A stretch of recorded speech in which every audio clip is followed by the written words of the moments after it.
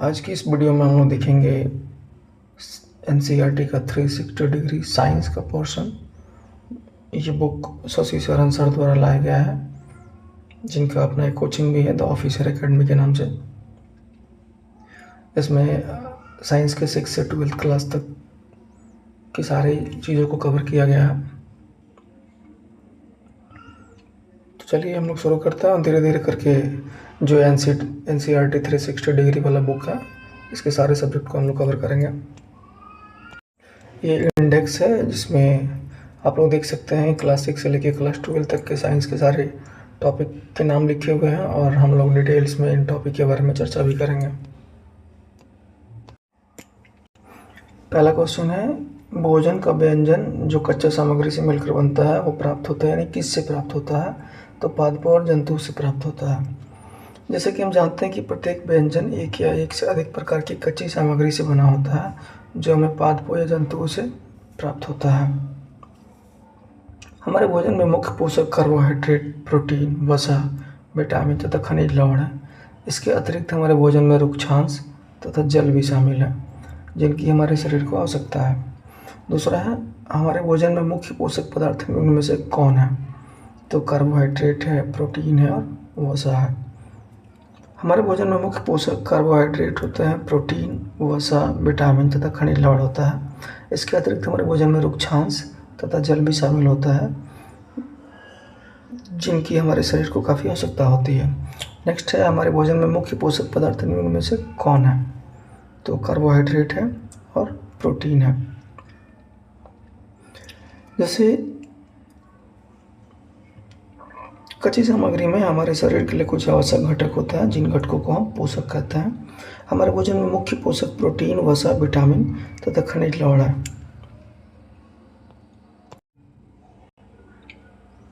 Carbohydrate, protein व वसा के परीक्षण के लिए निम्नलिखित विलयनों में से किसका उपयोग होता है?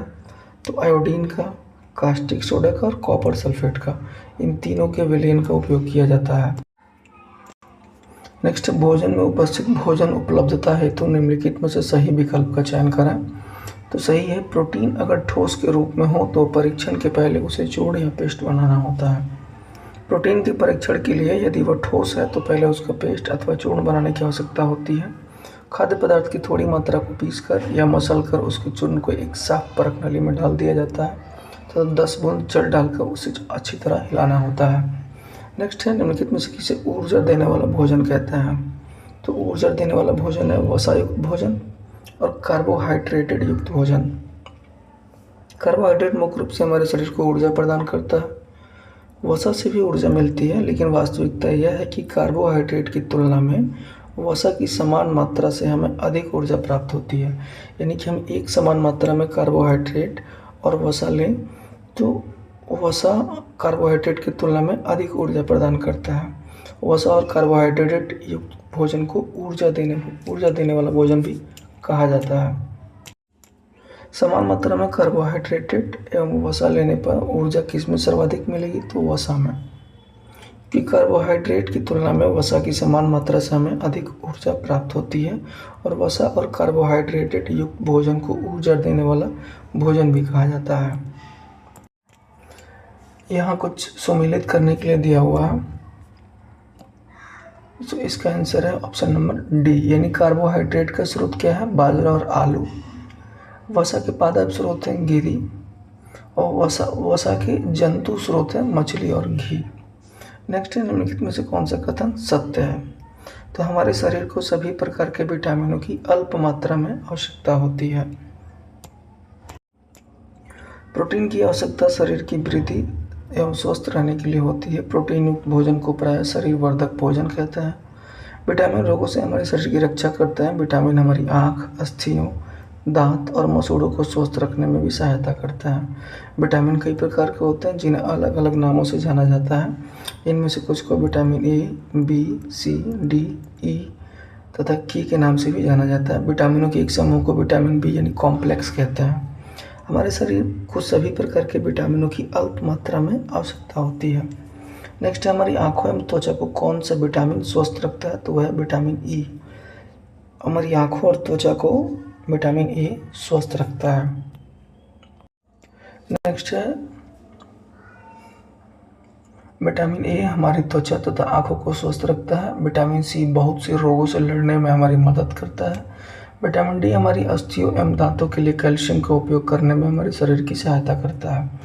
नेक्स्ट प्रश्न है हमारे शरीर में बहुत प्रकार के रोगों से लड़ने में मदद करने वाला विटामिन कौन सा है? तो वह विटामिन सी। विटामिन ए हमारी त्वचा तथा आंखों को स्वस्थ रखता है। जैसे कि हमने ऊपर भी देखा है, विटामिन सी बहुत से रोगों से लड़ने में हमारी मदद करता है तथा विटामिन डी हमारी अस्थियों एवं दांतों के लिए कैल्शियम का उपयोग करने में हमारे शरीर की सहायता करता है। नेक्स्ट है कौन सा विटामिन हमारी अस्थियों और दांतों के लिए कैल्शियम का उपयोग करने में हमारे शरीर को सहायता करता है? तो होता है विटामिन डी। नेक्स्ट है सही सुमेलित करना है। तो इसका सही उत्तर ऑप्शन बी यानी कि विटामिन ए के स्रोत हैं पपीता, गाजर और आम। विटामिन बी के स्रोत हैं यकृत और चावल। विटामिन सी के स्रोत हैं अमरूद और मिर्च। और विटामिन डी के स्रोत हैं मछली के तेल। नेक्स्ट हम लोग देखते हैं आहारी रेशो यानी रुक्षांश के संदर्भ में निम्नलिखित में से कौन सा कथन सही नहीं है? तो ऑप्शन सी जो है वो सही नहीं है, बाकी सब सही है। जैसे आहारी रेशे रुक्षांश के नाम से जाने जाते हैं। हमारे खाने में रुक्षांश की आपूर्ति मुख्यतः पादप उत्पादों से होती है। रुक्षांश के मुख्य स्रोत हैं दाल, आलू, सब्जी एवं हरी सब्जियाँ। पोषकों के अलावा हमारे शरीर को आहारी रेशे तथा जल की भी आवश्यकता होती है। आहारी रेशे रुक्षांश के नाम से जाने जाते हैं। हमारे खाने में रुक्षांश की पूर्ति मुख्यतः पादप उत्पादों से होती है। रुक्षांश के मुख्य स्रोत साबुत खाद्यान्न, दाल, आलू, ताजे फल और सब्जियां हैं। रुक्षांश हमारे शरीर को कोई पोषक प्रदान नहीं करता है, फिर भी यह हमारे भोजन का आवश्यक अवयव है और इसका आयतन बढ़ा देते हैं। रुक्षांश बिना पचे भोजन को बाहर निकालने में हमारे शरीर की सहायता करता है। नेक्स्ट है निम्नलिखित कथनों पर विचार करें। इसमें दो कथन दिए हुए हैं जो कि दोनों के दोनों सही हैं। पहला है जल भोजन में उपस्थित पोषक पदार्थों को अवशोषित करने में सहायता प्रदान करता है और दूसरा है जल शरीर के अपशिष्ट पदार्थ के बाहर निकालने में सहायक होता है। जल भोजन में उपस्थित पोषकों को अवशोषित करने में हमारे शरीर की सहायता करता है। यदि कुछ अपशिष्ट पदार्थ हों जैसे कि मूत्र तथा पसीने को शरीर से बाहर निकालने में सहायता करता है। सामान्यतः हमारे शरीर को जितने जल की आवश्यकता होती है वो हमें उन वस्तुओं से प्राप्त होता है जिन्हें हम द्रव के रूप में लेते हैं, जैसे कि जल, दूध, चाय आदि। इसके अतिरिक्त हम जो भोजन पकाते हैं उसमें भी पानी का प्रयोग होता है, उससे भी हमारे शरीर को जल मिलता है। हालांकि कई सारे स्रोतों से हमारे शरीर को जल मिलता है। नेक्स्ट हम लोग देखते हैं इसमें असत्य कथन की पहचान करनी है। इसमें से असत्य कोई नहीं है, सभी सत्य हैं। पहला है सामान्यतः पूरे दिन में जो हम खाते हैं उसे आहार कहते हैं। संतुलित आहार में कार्बोहाइड्रेट, वसा एवं प्रोटीन के अलावा रुक्षांश एवं जल भी सम्मिलित होता है। छिलका उतारकर सब्जियों को धोने से कुछ विटामिन तथा खनिज लवण नष्ट हो सकते हैं। सामान्यतः पूरे दिन में जो भी कुछ हम खाते हैं उसे आहार कहा जाता है। हमारे शरीर की वृद्धि एवं अच्छे स्वास्थ्य को बनाए रखने के लिए हमारे आहार में वे सभी पोषक तत्व उचित मात्रा में होने चाहिए जिनकी हमारे शरीर को आवश्यकता है। कोई भी पोषक तत्व न आवश्यकता से अधिक हो और न ही कम हो। हमारे आहार में पर्याप्त मात्रा में रुक्षांश तथा जल भी होना चाहिए। इस प्रकार के आहार को संतुलित आहार कहते हैं। छिलका उतारकर यदि सब्जी और फलों को धोया जाता है तो यह संभव है कि उनके कुछ विटामिन नष्ट हो सकते हैं। सब्जी और फलों की त्वचा में कई महत्वपूर्ण विटामिन तथा खनिज लवण होता है। चावल और दालों को बार बार धोने से उनमें उपस्थित विटामिन, कुछ खनिज लवण अलग हो सकते हैं। नेक्स्ट है भोजन के पकाने से कौन से विटामिन आसानी से नष्ट हो जाता है? तो है विटामिन सी। भोजन पकाने में विटामिन सी आसानी से गर्मी से नष्ट हो जाता है। नेक्स्ट है हमारे भोजन में वसा की मात्रा अधिक होने पर शरीर पर क्या प्रभाव पड़ेगा? तो शरीर मोटापा का शिकार हो जाता है। हर समय वसायुक्त खाना ही सर्वोत्तम भोजन है, यह हमेशा सही नहीं होता है क्योंकि हमारे भोजन में वसा की मात्रा अत्यधिक मोटापे का कारण बनती है। निम्नलिखित में से प्रोटीन की कमी से कौन कौन रोग होते हैं? तो चेहरा पर सूजन, त्वचा की बीमारी एवं पेचिश संबंधी बीमारी। यदि कोई व्यक्ति अपने भोजन में पर्याप्त प्रोटीन नहीं ले रहा है तो उससे कुछ रोग हो सकते हैं, जैसे वृद्धि का अवरुद्ध होना, चेहरे पर सूजन, बालों के रंग का उड़ना, त्वचा की बीमारी और पेचिश आदि। नेक्स्ट है, निम्न में से अरक्तता किसकी कमी से होती है? तो वो होता है लोहे की कमी से। जैसे हम लोग नीचे देखेंगे, विटामिन और खनिज लवणों के अभाव के कारण होने वाले कुछ रोग और विकार। जैसे विटामिन और खनिज की कमी के चलते कौन कौन से रोग होता है। जैसे यहाँ पे विटामिन दिया है, उसकी कमी से होने वाले रोग हैं और उसके लक्षण हैं। जैसे विटामिन ए की कमी से छेड़ता दृष्टिहीनता होती है, यानी कि कमज़ोर दृष्टि, अंधेरे यानी रात में कम दिखाई देना, कभी कभी पूरी तरह से दिखाई देना बंद हो जाना। विटामिन B1 की कमी से बेरी नामक रोग होता है। इसके लक्षण दुर्बल पेशियां और काम करने की ऊर्जा में कमी। और विटामिन C की कमी से स्कर्वी रोग होता है, जिसके चलते मसूड़ों से खून निकलता है, घाव भरने में अधिक समय लग जाता है। विटामिन D की कमी से रिकेटस नाम का रोग होता है, जिसके लक्षण है अस्थियों का मुलायम होकर मुड़ जाना। कैल्शियम की कमी से अस्थियां एवं दंत क्षय होता है। आयोडीन की कमी से घेंगा यानी गाइटर नामक रोग होता है, जिसका लक्षण है गर्दन की ग्रंथि का फूल जाना और बच्चों में मानसिक विकलांगता।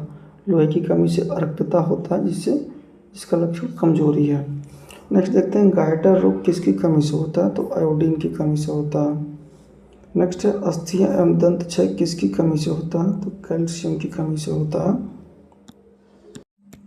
नेक्स्ट है, अस्थियां एवं दंत क्षय किसकी कमी से होती हैं? तो कैल्शियम की कमी से होती हैं। और उसके बाद यहाँ पे सुमेलित करने के लिए दिया हुआ है। जैसे विटामिन ए की कमी से क्या होता है? तो विटामिन ए की कमी से दृष्टि क्षीणता होती है, यानी कि दिखाई देना कम हो जाता है। विटामिन B1 की कमी से बेरी नामक रोग होता है। विटामिन C की कमी से स्कर्वी नामक रोग होता है। और विटामिन D की कमी से रिकेटस या सूखा रोग होता है। नेक्स्ट है, दुर्बल पेशियों एवं काम करने की ऊर्जा में कमी किस विटामिन से होता है? तो विटामिन B1 की कमी से दुर्बल पेशियां एवं काम करने की ऊर्जा में कमी हो जाती है। अब हम लोग दूसरा अध्याय देखेंगे, वस्तुओं के समूह बनाना। इसका पहला है क्वेश्चन, किसी वस्तु को बनाने के लिए किसी पदार्थ का चयन निर्भर होता है? तो पदार्थ के गुण के आधार पर और पदार्थ के उपयोग के आधार पर। किसी वस्तु को बनाने के लिए पदार्थ का चयन निम्न आधारों पर किया जाता है। पदार्थ के गुणों के आधार पर, जैसे पदार्थ की मजबूती, लचीलापन, गर्मी या ठंड सहने की क्षमता, जंग प्रतिरोध आदि के गुणों के आधार पर तय किया जाता है। दूसरा है पदार्थ के उपयोग के आधार पर, वस्तु का उद्देश्य या कार्य पदार्थ के चयन में महत्वपूर्ण भूमिका निभाता है। जैसे बिजली के तार के लिए तांबा चुना जाता है क्योंकि यह अच्छा चालक है, इसलिए पदार्थ का चयन गुण तथा उपयोग दोनों के आधार पर किया जाता है। नेक्स्ट, पदार्थों में क्या क्या आता है? तो कांच, धातुएं, रुई, प्लास्टिक, लकड़ी। हमारे चारों ओर वस्तुएं एक अथवा एक से अधिक पदार्थों से बनी होती हैं। ये पदार्थ कांच, धातुएं, प्लास्टिक, लकड़ी, रुई, कागज, पंख अथवा मृदा हो सकते हैं। नेक्स्ट है, निम्नलिखित में से कौन चमकदार सामग्री होते हैं? तो वह सोना।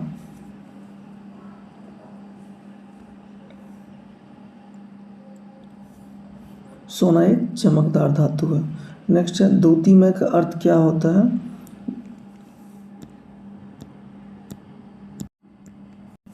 द्युतिमय शब्द का अर्थ होता है चमकदार या चमक वाला। यह शब्द द्युति से बना है, जिसका अर्थ प्रकाश, चमक या तेज होता है, इसलिए चमकीला शब्द द्युतिमय का सही अर्थ बताता है। नेक्स्ट है, कठोर पदार्थ कहा जाता है।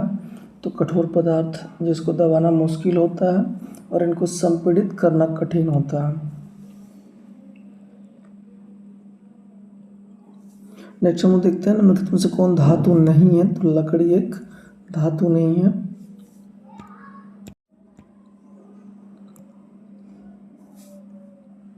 पदार्थ जिनमें इस प्रकार की द्युति होती है कि वे प्राय धातु होते हैं, जैसे लोहा, तांबा, एल्यूमिनियम तथा सोना धातुओं के उदाहरण हैं। कुछ धातुएं अपनी चमक खो देती हैं और द्युतिहीन निष्प्रभ दिखाई देने लगती हैं। ऐसा उन पर वायु तथा नमी की अभिक्रियाओं के कारण होता है, इसलिए हमें केवल ताजे कटे पृष्ठों पर ही द्युति दिखाई देती है। लकड़ी एक धातु नहीं है। नेक्स्ट में हम लोग का असत्य की पहचान करना है। इसमें से सी ऑप्शन असत्य है, बाकी सही है। जैसे पदार्थ जिसे संपीड़ित करना कठिन हो, कठोर पदार्थ कहलाते हैं। पदार्थ जिसे संपीड़ित करना आसान एवं जिसे खरोंचा आसानी से जा सके, वो कोमल पदार्थ कहलाते हैं।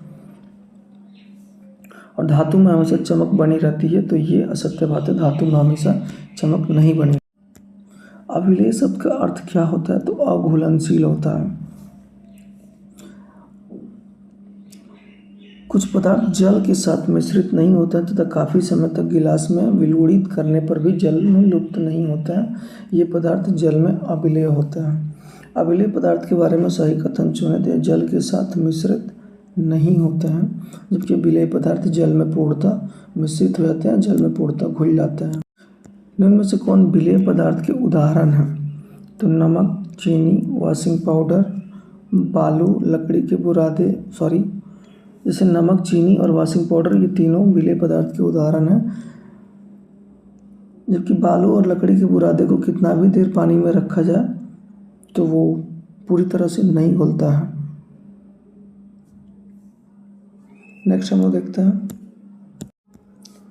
नेक्स्ट क्वेश्चन है कि सभी निम्नलिखित कथनों पर विचार कीजिए। पहला है सभी तरल जल में मिश्रित होता है।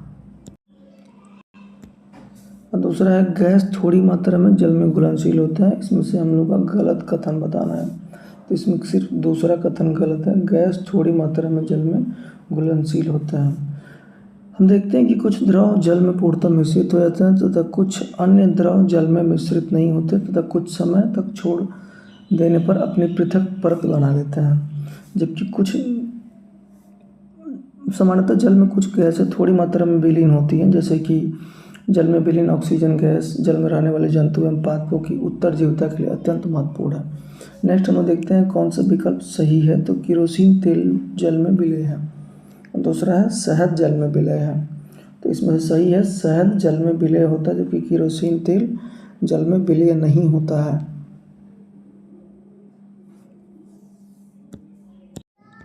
नेक्स्ट प्रश्न है निम्नलिखित में से कौन सा गलत विकल्प है?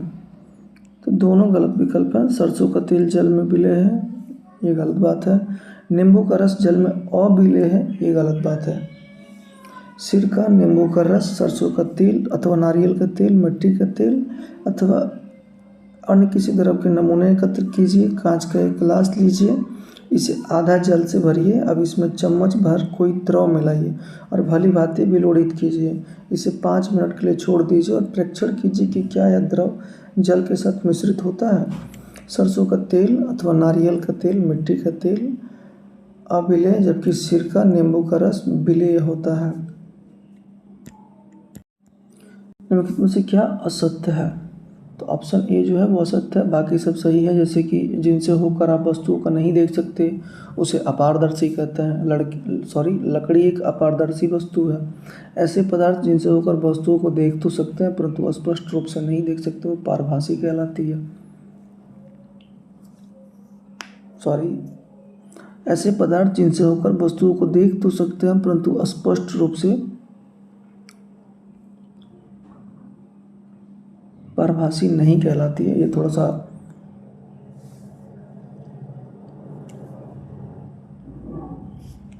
खैर इसको हम लोग आगे देख लेंगे। इसमें जो असत्य है वो है कि उन पदार्थों या सामग्रियों जिनसे होकर वस्तुओं को देखा जा सकता है उसे अपारदर्शी कहते हैं, जबकि यहाँ पे पारदर्शी होना चाहिए। पारदर्शी से ही हम लोग वस्तुओं को देख सकते हैं। नेक्स्ट है वे पदार्थ जिनके द्वारा वस्तुओं को स्पष्ट रूप से देखा जाता है वैसे उसे क्या कहते हैं? तो पारदर्शी कहता है। पारभासी पदार्थ कौन सा नहीं है? तो मोटी लकड़ी। उन पदार्थों तो सामग्रियों जिनसे होकर वस्तुओं को देखा जा सकता है उन्हें पारदर्शी कहता है। मक्खन का पेपर क्या होता है? तो ये पारभासी होता है।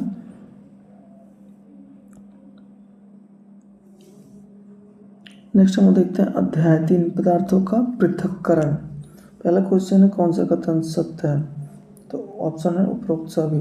यानी गेहूं के दानों, गेहूं के आटे के मिश्रण को हस्तचयन विधि द्वारा अलग किया जा सकता है।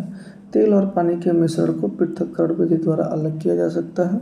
और फटकने की प्रक्रिया में भूसी के कणों को हवा द्वारा अधिक दूरी तक ले जाया जा सकता है। नेक्स्ट है हस्तचयन की विधि कब सुविधाजनक होती है? जब अशुद्धियाँ कम होती हैं तब हस्तचयन की विधि अधिक सुविधाजनक होती है। नेक्स्ट गेहूं तथा चावल से मिट्टी या पत्थर के बड़े कणों को अलग करने के लिए किस विधि का प्रयोग किया जाता है? तो हस्त चयन विधि का उपयोग किया जाता है। इस विधि का उपयोग गेहूँ, चावल तथा दालों से कुछ बड़े मिट्टी के कणों, पत्थर तथा भूसे को पृथक करने में किया जाता है। ऐसी अशुद्धियों की मात्रा प्राय बहुत अधिक नहीं होती है। ऐसी स्थितियों में हस्त चयन द्वारा पदार्थों का पृथक करना एक सुविधाजनक विधि कहलाता है। नेक्स्ट है, सूखे पौधों की डंडियों से अनाज को अलग करने के लिए कौन सी विधि अपनाई जाती है? तो थ्रेसिंग अपनाया जाता है। हस्त चयन विधि का उपयोग गेहूँ, चावल तथा दालों से कुछ बड़े मिट्टी के कणों, पत्थर तथा भूसे को पृथक करने में किया जा सकता है। किसी मिश्रण के अवयवों को इस प्रकार पृथक करने की विधि निष्पावन कहलाती है। निष्पावन का उपयोग पवनों अथवा वायु के झोंकों द्वारा मिश्रण से भारी तथा हल्के अवयवों को पृथक करने में किया जाता है।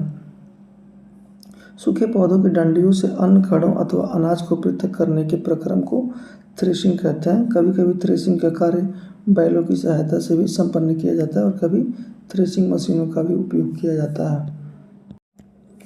सूखे रेत और लकड़ी के बुरादे के मिश्रण को अलग करने की विधि क्या है? तो वह निष्पावन है। किसी मिश्रण के अवयवों को इस प्रकार पृथक करने की विधि निष्पावन कहलाती है। निष्पावन का उपयोग पवनों अथवा वायु के झोंकों द्वारा मिश्रण से भारी तथा हल्के अवयव को पृथक करने के लिए किया जाता है। साधारणतः किसान इस विधि का उपयोग हल्के भूसे को भारी अन्न कणों से पृथक करने के लिए करते हैं। नेक्स्ट हम लोग देखते हैं, निम्नलिखित पर विचार करें। साधारणतः किसान निष्पावन विधि का प्रयोग हल्के भूसे से भारी अन्न कणों को अलग करने के लिए करता है। और दूसरा कथन है, इस विधि से निकली अशुद्ध पदार्थ का प्रयोग किसान अन्य प्रयोजनों में प्रयोग कर सकता है। इसमें हमको देखना है कौन सा कथन गलत है। तो इनमें से कोई भी गलत नहीं है। सूखे रेत तथा लकड़ी के बुरादे अथवा सूखी पत्तियों के पाउडर का एक मिश्रण बनाइए। किसी मिश्रण के अवयवों को इस प्रकार पृथक करने की विधि निष्पावन कहलाती है। निष्पावन का उपयोग पवनों अथवा वायु के झोंकों द्वारा मिश्रण से भारी तथा हल्के अवयवों को पृथक करने में किया जाता है। साधारणतः किसान इस विधि का उपयोग हल्के भूसे को भारी अन्न कणों से पृथक करने के लिए करते हैं। नेक्स्ट है, किस विधि का उपयोग वायु के झोंकों द्वारा मिश्रण से भारी तथा हल्के अवयवों को पृथक करने के लिए किया जाता है? तो यह है निष्पावन। किसी मिश्रण के अवयवों को इस प्रकार पृथक करने की विधि निष्पावन कहलाती है। निष्पावन का उपयोग पवनों अथवा वायु के झोंकों द्वारा मिश्रण से भारी तथा हल्के अवयव को पृथक करने में किया जाता है। साधारणतः किसान इस विधि का उपयोग हल्के भूसे को भारी अन्न कणों से पृथक करने के लिए करते हैं। नेक्स्ट है, पृथक्करण की विधि में शामिल है हस्त चयन विधि, थ्रेशिंग और निष्पावन। ये तीनों पृथक्करण की विधि में शामिल हैं। इन तीनों के द्वारा पृथक्करण किया जाता है। पत्थर, डांडिया तथा भूसा जो निष्पावन तथा थ्रेशिंग में रह जाते हैं, किस विधि द्वारा अलग किया जाता है? तो चालन विधि के द्वारा। आटे के छोटे कण चालनी के छिद्रों द्वारा निकल जाते हैं, जबकि बड़ी अशुद्धियाँ चालनी में रह जाती है।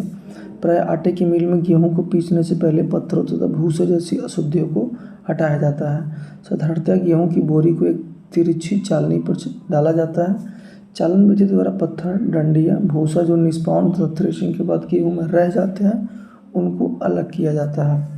नेक्स्ट है, निम्नलिखित में से किस विधि का प्रयोग मुख्य रूप से ठोस पदार्थों के अवयव जिनकी आमापों में अंतर हो उसको अलग करने के लिए किया जा सकता है? तो वह चालन विधि। नेक्स्ट है, निम्न में से किसका प्रयोग निस्यंदक जो कि छानने के काम में आता है उसके रूप में किया जाता है?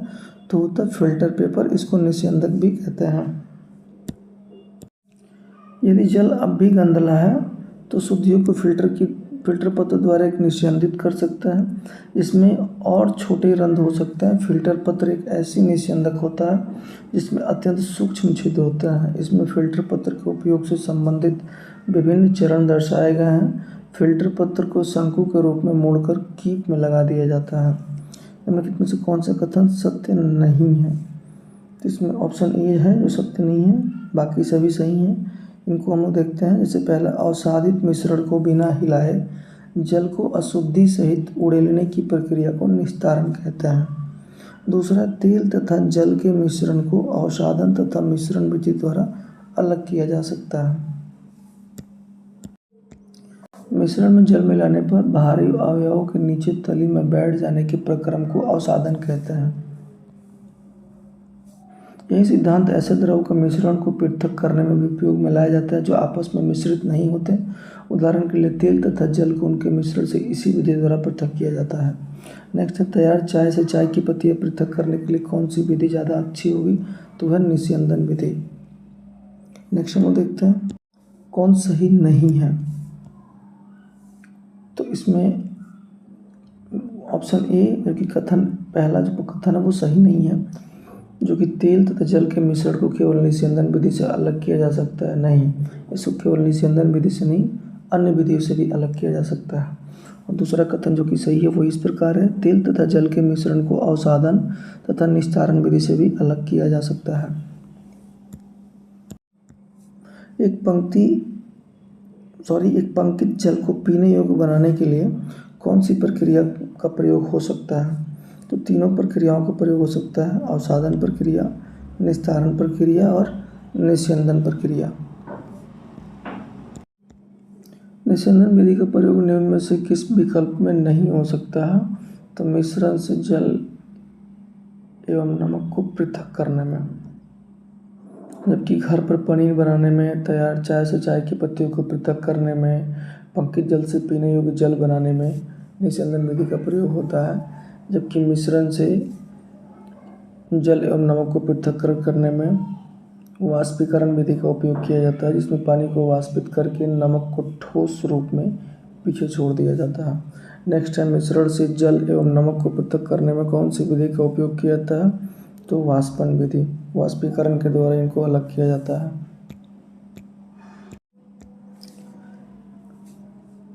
समुद्री जल से नमक प्राप्त करने में कौन सी विधि का प्रयोग किया जाता है? तो वाष्पन विधि का प्रयोग किया जाता है। जल को उसके वाष्प में परिवर्तन करने की प्रक्रिया को वाष्पन कहते हैं। जहाँ पर जल होता है वाष्पन की प्रक्रिया निरंतर होती रहती है। समुद्र के जल में अत्यधिक मात्रा में लवण मिश्रित होते हैं। इन्हीं लवणों में से एक लवण साधारण नमक है। समुद्र के जल को बड़े बड़े उथले गड्ढों में भरकर छोड़ दिया जाता है, तो सूर्य के प्रकाश से जल गर्म होकर वाष्पन द्वारा धीरे धीरे वाष्प में बदलने लगता है। कुछ समय बाद सारा जल वाष्पित हो जाता है तथा ठोस लवण नीचे बच जाते हैं। इसके पश्चात इन लवणों के मिश्रण का शोधन करके साधारण नमक प्राप्त किया जाता है। नेक्स्ट है, नमक, रेत एवं जल के मिश्रण को अलग करने में प्रयुक्त विधि कौन सी है? तो वो है इनमें से सभी, संघनन, निस्तारण, वाष्पन और निस्यंदन। नमक, रेत एवं जल के मिश्रण को अलग करने के लिए इन चारों विधियों का उपयोग किया जाता है। नेक्स्ट है, नमक, पानी के घोल में अधिक नमक नहीं घोला जा सकता। यदि हम अधिक नमक घोलना चाहें तो यह तय होना चाहिए कि संतृप्त किया जाना चाहिए। नमक की मात्रा संतृप्त विलयन बनाने के लिए आवश्यक मात्रा में से बहुत अधिक थी। अविलय नमक रेत के साथ मिला रह गया है, जिसे पुनः प्राप्त नहीं किया जा सका। वह अधिक मात्रा में जल का उपयोग करके अपनी समस्या हल कर सकती थी। कल्पना कीजिए कि उसके पास मिश्रण में सारे नमक को घोलने के लिए पर्याप्त मात्रा में जल नहीं है। क्या किसी अन्य उपाय द्वारा जल की उसी मात्रा में संतृप्त विलयन बनने से पूर्व पहले से अधिक नमक घोला जा सकता है? नेक्स्ट है, इनमें से कौन सा कथन सही नहीं है? तो ऑप्शन बी है वो सही नहीं है। तापमान बढ़ाने पर किसी पदार्थ की पानी में घुलनशीलता बढ़ जाती है, सही है। किसी पदार्थ की घुलनशीलता उसके संतृप्त घोल को संदर्भित करती है, ये भी सही है। पानी में अलग अलग पदार्थों की घुलनशीलता अलग अलग होती है, ये भी सही है। ऊष्माशोषी प्रक्रिया, यदि किसी पदार्थ को घोलने में ऊष्मा का अवशोषण होता है, जिससे कि अधिकांश ठोस पदार्थ जो तापमान बढ़ने पर उसकी विलेयता बढ़ जाएगी और तापमान घटने पर या तापमान कम करने पर उसकी विलेयता। यदि किसी विशेष तापमान पर किसी पदार्थ के संतृप्त घोल को उच्च तापमान पर गर्म किया जाता है तो पदार्थ की घुलनशीलता बढ़ जाती है। गर्म करने पर नमक की अधिक मात्रा घोली जा सकती है। नेक्स्ट है, जल वाष्प से उसकी जल अवस्था में परिवर्तित होने की प्रक्रिया कहलाती है संघनन। जब भाप बर्फ की ठंडी की गई प्लेट के संपर्क में आती है तो वह संघनित होकर द्रव जल बन जाती है। प्लेट के नीचे से बूंद बूंद होकर नीचे गिरने वाला यह जल संघनन द्वारा भाप बना है। जल वाष्प से उसकी द्रव अवस्था में परिवर्तित होने की प्रक्रिया को संघनन कहते हैं। नेक्स्ट है अध्याय 4 पौधों को जानिए। इसमें पहला है शाक पौधे की पहचान के लिए निम्नलिखित में से कौन सी जानकारी हमें होनी चाहिए। तो अक्सर हमें इनकी शाखाएं देखने को नहीं मिलती हैं।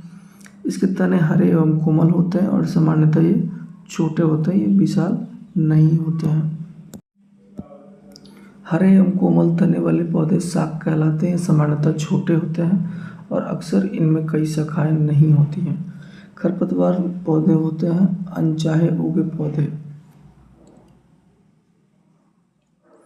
झाड़ी पौधे की पहचान करने के लिए हमें निम्नलिखित जानकारी प्राप्त होनी चाहिए। इसका तना कठोर होता है और इनकी शाखाएं तने के आधार के समीप से निकलती हैं। कुछ पौधों में शाखाएं तने के आधार के समीप से ही निकलती हैं। तना कठोर होता है परंतु अधिक मोटा नहीं होता है, इन्हें झाड़ी कहा जाता है। विसर्पी लता के बारे में असत्य कथन की पहचान कीजिए। तो इसका तना सुदृढ़ होता है, जो कि ये गलत है। इसका तना लचीला होता है और ये सीधे खड़े नहीं रह सकते हैं। इसका तना कमजोर होता है या भूमि पर फैलते हैं। विसर्पी लता की मुख्य विशेषता यह होती है कि उसका तना कमजोर और लचीला होता है।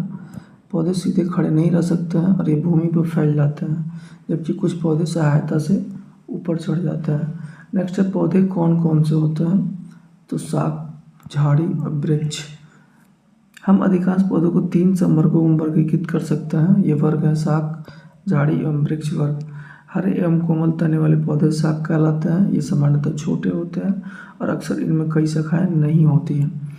ऐसे पौधे जो अन्य वस्तुओं की सहायता से ऊपर चढ़ते हैं वो क्या कहलाते हैं। तो आरोही। कमजोर तने वाले पौधे सीधे खड़े नहीं रह सकते, ये भूमि पर फैल जाते हैं, इन्हें विसर्पी लता कहते हैं। जबकि कुछ पौधे सहायता से ऊपर चढ़ जाते हैं, ऐसे पौधे आरोही कहलाते हैं। ये शाक, झाड़ी और पेड़ों से भिन्न होते हैं। नेक्स्ट, जल का संवहन किसके द्वारा होता है। तो तना के द्वारा। जल तने में ऊपर की ओर चढ़ता है, अर्थात तना जल का संवहन करता है। लाल स्याही की भांति जल में विलीन खनिज जल के साथ तने में ऊपर पहुंच जाते हैं। नेक्स्ट हम देखते हैं तने दो तरफा मार्ग का कार्य करता है। तनों के कार्य के संदर्भ में निम्नलिखित कथनों पर विचार कीजिए। पहला है तना जल एवं खनिज को पतली नलिकाओं द्वारा पत्तियों तथा पौधे के अन्य भागों तक पहुंचाता है। दूसरा है पत्तियों द्वारा बना भोजन तनों से होकर पौधे के विभिन्न भागों में संग्रहित होता है। ये दोनों कथन सत्य हैं। पौधे का कौन सा भाग पूरे पौधे को पानी का संचालन करता है। तो वह तना पत्ती को जल पहुंचाता है और पत्ती जल का उपयोग अपने भोजन बनाने के लिए करती है और पत्तियों से जल की कुछ मात्रा का ह्रास वाष्पोत्सर्जन द्वारा होता है। नेक्स्ट है पत्ती का वह भाग जिसके द्वारा वह तने से जुड़ा होता है वो क्या कहलाता है। पर्णवृत्त। पत्ती का वह भाग जिसके द्वारा वह तने से जुड़ी होती है पर्णवृत्त कहलाता है और पत्ती के चपटे हरे भाग को फलक कहते हैं। पत्ती का चपटा हरा भाग को क्या कहा जाता है। तो फलक कहा जाता है। नेक्स्ट हम देखते हैं कौन सा कथन सही है। पत्ती में पर्णवृत्त और फलक दोनों होता है, यही ऑप्शन सही है, बाकी सारे सब ऑप्शन गलत दिए हुए। पत्ती की रेखित संरचनाओं को सिरा कहते हैं। पत्तियों पर सिराओं द्वारा बनाए गए डिजाइन को सिरा विन्यास कहते हैं। यदि यह डिजाइन मध्य सिरा के दोनों ओर जाल जैसा है तो यह सिरा विन्यास जालिका रूपी कहलाता है। घास की पत्तियों में सिराएं एक दूसरे के समानांतर होती हैं, ऐसे सिरा विन्यास को समानांतर सिरा विन्यास कहते हैं। पत्ती का वह भाग जिसके द्वारा वह तने से जुड़ी होती है पर्णवृत्त कहलाता है और पत्ती के चपटे हरे भाग को फलक कहते हैं। पत्तियां सूर्य के प्रकाश की उपस्थिति में ही प्रकाश संश्लेषण नामक प्रक्रिया द्वारा मंड यानी स्टार्च का संश्लेषण करती है। नेक्स्ट है जड़ों के संदर्भ में निम्नलिखित कथनों पर विचार कीजिए और असत्य कथन की पहचान कीजिए। इसमें असत्य कथन है ऑप्शन डी, बाकी सब सही है। जैसे कि जड़ें मिट्टी से जल खनिज पदार्थों का अवशोषण करती हैं, जड़ें पौधों को मिट्टी में दृढ़ता से जमाए रखती हैं और जालिका रूपी सिरा विन्यास युक्त पत्तियों वाले पौधों की जड़ें मूसलधार होती हैं। जड़ें मिट्टी से जल का अवशोषण करती हैं तो तना जल एवं खनिज को पत्ती एवं पौधे के अन्य भागों तक पहुंचाता है। पत्तियां भोजन संश्लेषित करती हैं या भोजन तने से होकर पौधे के विभिन्न भागों में संग्रहित होता है। जालिका रूपी सिरा विन्यास युक्त पत्तियों के पौधों की जड़ें मूसलधार होती हैं, जैसे कि गाजर, मूली, शकरकंद, शलजम, टेपियोका। नेक्स्ट इनमें से कौन जड़ नहीं है? तो आलू एक जड़ नहीं है, जबकि गाजर, चुकंदर, टेपियोका ये सभी जड़ें हैं। नेक्स्ट है पौधे की प्रकाश संश्लेषण के लिए आवश्यक नहीं है, तो ऑक्सीजन आवश्यक नहीं है। जैसे कि हम लोग को पता है कच्चे आलू में भी मंड उपस्थित होता है, और आलू में यह मंड पौधे के अन्य भाग से आकर एकत्रित होता है। चूंकि आलू एक जड़ नहीं है, एक संशोधित तना है जिसे कंद कहा जाता है, परंतु पत्तियां प्रकाश और हरे रंग के एक पदार्थ की उपस्थिति में अपना भोजन बनाती हैं और इस प्रक्रिया में जल एवं कार्बन डाइऑक्साइड का उपयोग करती हैं। इस प्रक्रम को प्रकाश संश्लेषण कहते हैं और इसी प्रक्रम में ऑक्सीजन निष्कासित होती है। पत्तियों द्वारा संश्लेषित भोजन अंततः पौधे के विभिन्न भागों में मंडल के रूप में संग्रहित हो जाती हैं। जड़ें मिट्टी से अवशोषित करती हैं, तो पानी और खनिज। जड़ें मिट्टी से जल का अवशोषण करती हैं, तो तना जल एवं खनिज को पत्ती एवं पौधे के अन्य भागों तक पहुंचाता है। पत्तियां भोजन संश्लेषित करती हैं और यह भोजन तने से होकर पौधे के विभिन्न भागों में संग्रहित होता है।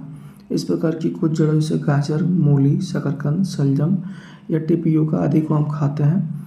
हम पौधे के अन्य भागों को भी खाते हैं जहाँ भोजन भंडारित रहता है। स्त्री केसर का भाग नहीं है परागकोश, जबकि वर्तिकाग्र, अंडाशय और वर्तिका ये तीनों स्त्री केसर के भाग होते हैं। पुंकेसर का भाग नहीं है वर्तिका, परागकोश, तंतु और परागकण ये तीनों पुंकेसर के भाग होते हैं। बीजांड में बीजांड पाया जाता है? तो अंडाशय में बीजांड पाया जाता है।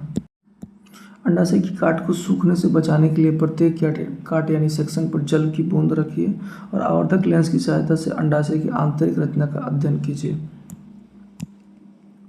नेक्स्ट है इनमें से कौन सा कथन असत्य है? तो ऑप्शन बी असत्य है। जबकि पुष्पों की संरचना सदैव समान नहीं होती है, ये सही है। पुष्पों में पुंकेसर, स्त्री केसर की संख्या समान नहीं होती है, ये भी सही है। कुछ पुष्पों में पुंकेसर, स्त्री केसर एवं अन्य संरचना अनुपस्थित हो सकता है, यानी उसमें उपस्थित नहीं रहता है, ये भी सही है।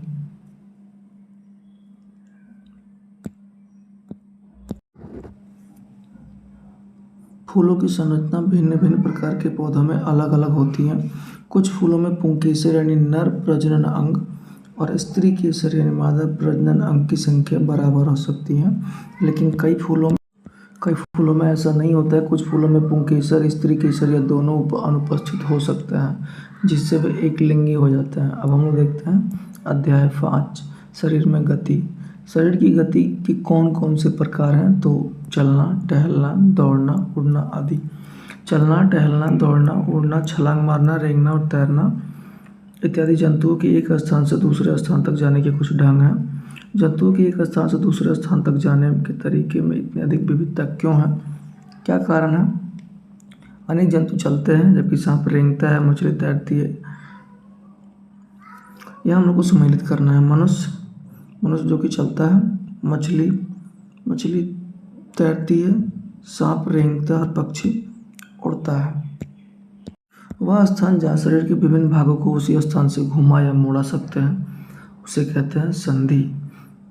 हम शरीर के विभिन्न भागों को उस स्थान से मोड़ तो घुमा पाते हैं जहाँ पर दो हिस्से एक दूसरे से जुड़े हो, जैसे उदाहरण के लिए कोहनी, कंधा अथवा गर्दन। इन स्थानों को संधि कहते हैं। गर्दन तथा सिर को जोड़ने वाली संधि को क्या कहा जाता है? धुराग्र संधि कहा जाता है। गर्दन अथवा सिर को जोड़ने वाली संधि धुराग्र संधि कहलाती है। गर्दन तथा सिर को जोड़ने वाली संधि धुराग्र संधि है। इसके द्वारा सिर को आगे पीछे अथवा दाएं बाएं घुमा सकते हैं। नेक्स्ट है असत्य कथन की पहचान कीजिए। पहला है एक अस्थि का गोल हिस्सा दूसरे अस्थि के कटोरी रूपी गोइका में धंसा होता है, ये सही है। उपरोक्त प्रकार की संधि को कंदुक खल्लिका संधि कहते हैं, ये भी सही है। इसमें से कोई असत्य नहीं है। इसमें भी दिया है असत्य कथन की पहचान करें। धुराग्र संधि में बेलनाकार अस्थि एक छल्ले में घूमती है, ये सही है। कंदुक खल्लिका संधि द्वारा हाथ को पूर्णतः वृत्ताकार रूप में घुमा सकते हैं, ये भी सही है। हिंज यानी कब्जा संधि में केवल आगे और पीछे एक ही दिशा में गति हो सकती है, ये भी सही है। जबकि कोहनी में धुराग्र संधि होता है, ये गलत है। कोहनी में धुराग्र संधि नहीं होता है, कंदुक खल्लिका संधि होती है। कोहनी में हिंज यानी कब्जा संधि होती है, जिससे केवल आगे पीछे एक ही दिशा में गति हो सकती है। नेक्स्ट है हाथ का वृत्ताकार घुमावदार होना किस संधि के कारण होता है? तो कंदुक खल्लिका संधि के कारण। कोहनी और घुटना में कौन सा संधि होता है? तो होता है हिज संधि। कोहनी में हिज या कब्जा संधि होती है, जिससे वे केवल आगे और पीछे एक ही दिशा में गति हो सकते हैं, केवल आगे और पीछे। नेक्स्ट है ऊपरी जबड़े एवं कपाड़ के मध्य हड्डी किस संधि का उदाहरण है? तो वह अचल संधि। ऊपरी जबड़े एवं कपाड़ के मध्य हड्डी है, किस संधि का उदाहरण है? तो अचल संधि का उदाहरण है। नेक्स्ट है एक्सरे चित्र से हमारे शरीर की किसकी आकृति प्राप्त होती है? तो अस्थि में हुए क्षति की। नेक्स्ट है कार्पेल कहते हैं, तो कार्पेल अनेक छोटी छोटी अस्थियां बनी कलाई होती हैं। आपकी मध्यमा उंगली में कितनी अस्थियां हैं? अपने हथेली के पिछले भाग को स्पर्श करके अनुभव कीजिए। क्या आपकी कलाई लचीली है या छोटी छोटी अस्थियों से बना है, जिसे कार्पेल कहा जाता है? नेक्स्ट हम शरीर की अस्थियों के आकार को कैसे देख सकते हैं? तो एक्सरे के द्वारा। पसलियों की संख्या कितनी होती है? तो पसलियों की संख्या 24 होती है। पसलियां विशेष रूप से मुड़ी हुई हैं। वे वक्ष की अस्थि और मेरुदंड से जुड़कर एक बक्से की रचना करती हैं और इस शंकु रूपी बक्से को पसली पिंजर कहते हैं। वक्ष के दोनों तरफ 12 पसलियां होती हैं, अतः कुल 24 पसलियां होती हैं और हमारे शरीर के कुछ महत्वपूर्ण अंग इसमें सुरक्षित रहते हैं। नेक्स्ट है असत्य कथन कौन है? असत्य कथन की पहचान करनी है। पहला है पसलियां वक्ष एवं मेरुदंड से जुड़ी होती हैं, ये सही है। पसलियों की संख्या 12 होती है, ये गलत है। पसलियों की संख्या 24 होती है। पसलियां हृदय की सुरक्षा प्रदान करती हैं, ये भी सही है।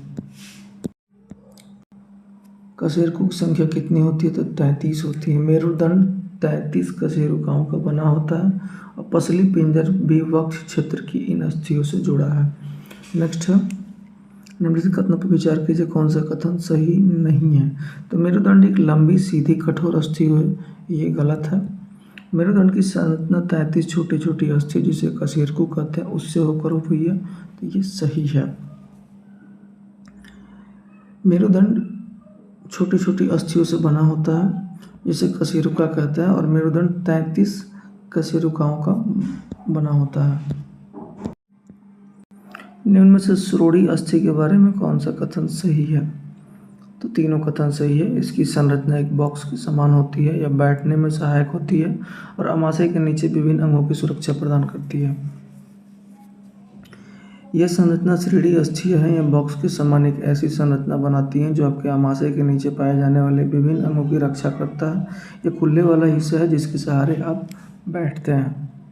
फेफड़ों की सुरक्षा कौन करता है? तो पसली पिंजर करता है फेफड़ों की सुरक्षा। पसलियां विशेष रूप से मुड़ी हुई हैं, वे वक्ष की अस्थि और मेरुदंड से जुड़कर एक बक्से की संरचना करती हैं। इस शंकु रूपी बक्से को पसली पिंजर कहता है और वृक्ष के दोनों तरफ 12 पसलियां होती हैं। हमारे शरीर के कुछ महत्वपूर्ण अंग इससे सुरक्षित रहते हैं, अतः फेफड़ों की सुरक्षा पसली पिंजर करता है। नेक्स्ट है निम्नलिखित में से कौन सा शरीर का भाग क्रिया करने में सहायता करता है? तो वह है पेशी एवं अस्थि। पेशियाँ यानी मांसपेशियाँ शरीर में गति उत्पन्न करने के लिए सिकुड़ती है और फैलती है, जबकि अस्थियाँ यानी अस्थियाँ शरीर का कंकाल बनाती है और एक कठोर ढांचा प्रदान करती हैं। पेशियाँ अस्थियों से जुड़कर उन्हें खींचती है, जिससे शरीर के अंगों में गति होती है। नेक्स्ट है अस्थियों को गति करने योग्य बनाता है पेशी और संधि। अस्थियों को गति करने योग्य बनाता है पेशी और संधि। पेशी यानी कि पेशियाँ मांसपेशियाँ हड्डियों से जुड़ी होती हैं और उनके संकुचन तथा शिथिलन से हड्डियों पर खिंचाव पड़ता है, जिससे गति उत्पन्न होती है और यह गति का मुख्य कारण है। संधि वह स्थान होता है जहाँ दो या दो से अधिक हड्डियाँ मिलती हैं, जो गति के लिए एक लचीलापन प्रदान करता है और गति करने के लिए जोड़े एक आवश्यक दूरी का कार्य करते हैं। उपास्थि यानी कार्टिलेज जोड़ों में हड्डियों के सिरे को ढककर घर्षण को कम करने और उन्हें आपस में रगड़ने से बचाने का काम करती है और यह गति को सुगम बनाती है, लेकिन स्वयं हड्डियों की गति करने योग्य नहीं बनाती। नेक्स्ट है मानव शरीर की पेशियों के संदर्भ में निम्नलिखित कथनों पर विचार कीजिए और सही कथन का चयन कीजिए। तो संकुचन की अवस्था में पेशी छोटी, कठोर एवं मोटी हो जाती है। यह अस्थि को खींचती है, ये बात सत्य है। दो पेशियों के एक साथ सिकुड़ने एवं फैलने से अस्थियां गति करती है, ये भी सही है। एक अस्थि को गति देने के लिए दो पेशियों को संयुक्त रूप से कार्य करना होता है। नेक्स्ट है, केंचुए की शरीर रचना व उपयोगिता के संदर्भ में निम्नलिखित में से कौन सा कथन सही नहीं है? तो केंचुए का मेरुदंड लंबा तथा शरीर की पेशियां क्षीण एवं असंख्य होती है, ये गलत है। केंचुए में गति शरीर की पेशियों के बारी बारी से विस्तारण एवं संकुचन से होती है, ये सत्य है। शरीर की आध सतह पर शुष्क केंचुए को भूमि पर एकड़ बनाने में सहायक है और केंचुए मिट्टी को उपजाऊ बनाने में भी सहायक होता है। इस प्रकार ऑप्शन ए सही है, बाकी तीनों ऑप्शन सत्य हैं। केंचुए का शरीर एक सिरे से दूसरे को सटाकर रखे गए अनेक छल्लों से बना प्रतीत होता है। केंचुए के शरीर में अस्थियां नहीं होती हैं, परंतु इसमें पेशियां होती हैं। इसके शरीर के घटने और बढ़ने में सहायता करती हैं। चलने के दौरान केंचुआ अपने शरीर के पिछले हिस्से को भूमि में जकड़े रहता है तथा अगले हिस्से को फैलाता है। इसके बाद वह अग्रभाग से भूमि को पकड़ता है तथा पुनः पिछले हिस्से को स्वतंत्र कर देता है। इसके पश्चात यह शरीर को संकुचित करता है तथा पिछले भाग को आगे की ओर खींचता है। इससे वह कुछ दूरी तक आगे बढ़ता है। केंचुआ इस प्रक्रिया को बार बार दोहराते हुए मिट्टी पर आगे बढ़ता है और इसके शरीर में चिकने पदार्थ होते हैं जो चलने में सहायता प्रदान करता है। इसके शरीर में छोटे छोटे अनेक सूक यानी बाल जैसी आकृति होती है। ये सूक पेशियों से जुड़े होते हैं। ये सूक मिट्टी में उसकी पकड़ को मजबूत बनाते हैं। केंचुआ वास्तव में अपने रास्ते में आने वाली मिट्टी को खाता है और उसका शरीर अनपचे पदार्थ को बाहर निकाल देता है। केंचुआ द्वारा किया गया कार्य मिट्टी को उपजाऊ बना देता है, जिससे पौधे को फायदा होता है। नेक्स्ट है, कथनों पर विचार कीजिए। तो घोंघा का कवच इसका बाह्य कंकाल कहलाता है, परंतु यह अस्थियों का नहीं बना होता, ये सही है। घोंघा की पेशीय पाद चलने में उसकी सहायता करता है, तो ये भी सत्य है, यानी कि दोनों कथन सत्य है। घोंघे के पीठ पर गोल संरचना होती है, इसे कवच कहते हैं और यह घोंघे का बाह्य कंकाल है, परंतु यह अस्थियों का बना नहीं होता है। यह कवच एकल एकक होता है। यह घोंघे को चलने में कोई सहायता नहीं करता, यह घोंघे के साथ खींचता जाता है। कवच का छेद खोलने पर उसे एक मोटी मांसल संरचना एवं सिर बाहर आता है। मोटी संरचना इसका पाद यानी कि पैर है, जो दृढ़ पेशियों का बना होता है, इसको चलने में सहायता प्रदान करता है। नेक्स्ट इनमें से कौन है जो हड्डियाँ जितने कठोर नहीं होते, जिन्हें आसानी से मोड़ा नहीं जाता? वह उपास्थि हड्डियाँ इतने कठोर नहीं होते, लेकिन आसानी से मोड़े जा सकता है। यह शरीर की संधियों में भी उपास्थि पाई जाती है। नेक्स्ट है, निम्नलिखित कथनों पर विचार कीजिए। तो तिलचट्टा के वक्त से दो जोड़े पंख भी जुड़े होता है, ये सही है। उड़ने के वक्त इससे वक्ष की पेशियाँ से गति मिलती है, ये भी सही है। इसका शरीर बाह्य कंकाल द्वारा ढका रहता है, ये भी सही है। और इसमें 3 जोड़ी पैर होता है, ये भी सही है, यानी कि चारों के चारों कथन सही है।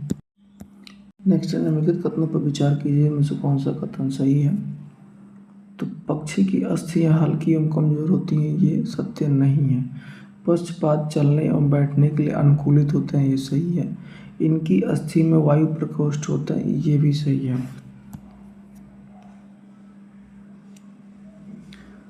उनकी अस्थियों में वायु प्रकोष्ठ होता है, जिनके कारण उनकी अस्थियां हल्की परंतु मजबूत होती हैं।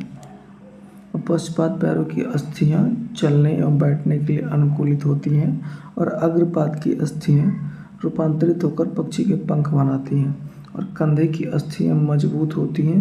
वक्ष की अस्थियां उड़ने वाली पेशियों को जकड़े रखने के लिए विशेष रूप से रूपांतरित होती हैं तथा पंखों को ऊपर नीचे करने में सहायक होती हैं। नेक्स्ट है, किसका शरीर की आकृति धारा रेखीय होती है? तो मछली। नाव की आकृति काफ़ी सीमा तक मछली जैसी होती है और मछली का सिर एवं पूंछ उसके मध्य भाग की अपेक्षा पतला एवं नुकीला होता है। शरीर की ऐसी आकृति धारा रेखीय आकृति कहलाती है। यह मछली के शरीर पर जो पंख होता है उसका क्या कार्य होता है? तो तैरते वक्त जल में संतुलन बनाए रखना और दिशा निर्देशन में सहायता करना। मछली के शरीर पर जो पंख होते हैं वह तैरते समय जल में संतुलन बनाए रखने एवं दिशा निर्धारण में सहायता करता है। नेक्स्ट है, निम्नलिखित कथनों पर विचार कीजिए। सर्प का मेरुदंड काफ़ी छोटा होता है, ये गलत है। पेशियाँ मेरुदंड, पसलियों एवं त्वचा को आपस में जोड़ी रहती हैं, ये सही है। सर्प का शरीर अनेक वलय में मुड़ा रहता है, यही वलय उसे आगे की गति में धक्का देता है, तो ये भी सही है। सर्प का मेरुदंड लंबा होता है, शरीर की पेशियाँ क्षीण एवं असंख्य होती हैं, वे परस्पर जुड़ी होती हैं, चाहे वह दूर ही क्यों न हो।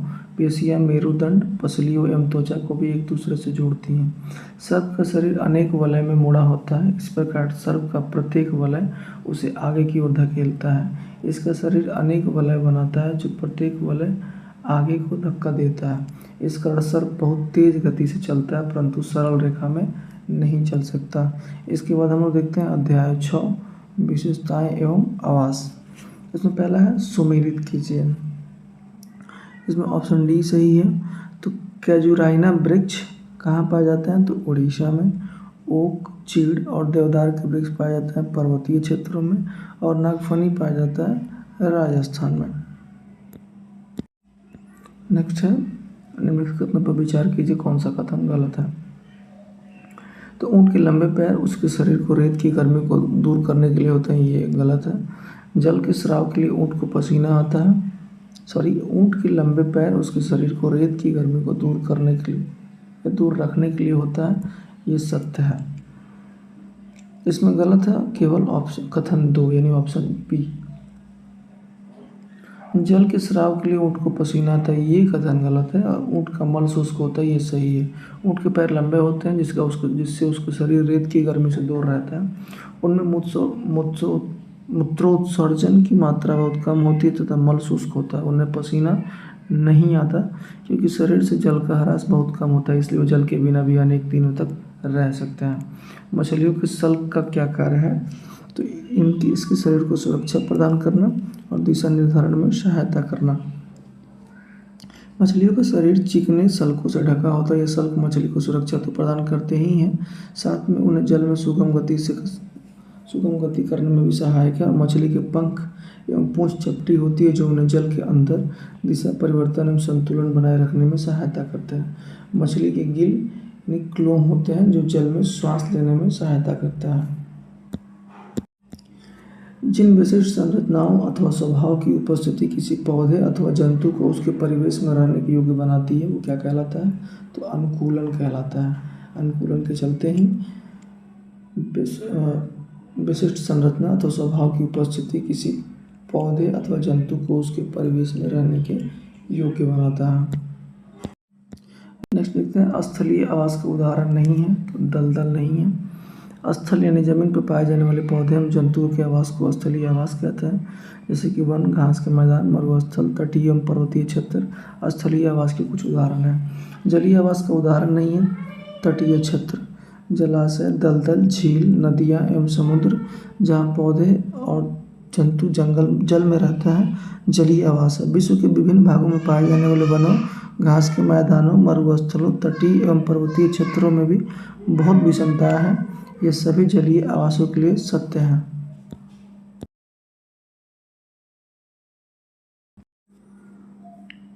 नेक्स्ट है जैव घटक के उदाहरण है, तो जैव घटक का उदाहरण पौधा और जंतु दोनों हैं। किसी आवास में पाए जाने वाले सभी जीव जैसे कि पौधे एवं जंतु उसके जैव घटक हैं। चट्टान, मिट्टी, वायु एवं जल जैसी अनेक निर्जीव वस्तुएं आवास के अजैव घटक हैं। निम्नलिखित कथनों पर विचार कीजिए। चट्टान इनमें से कौन जैव घटक के उदाहरण नहीं है, तो चट्टान, मिट्टी एवं पौधा ये भी नहीं है।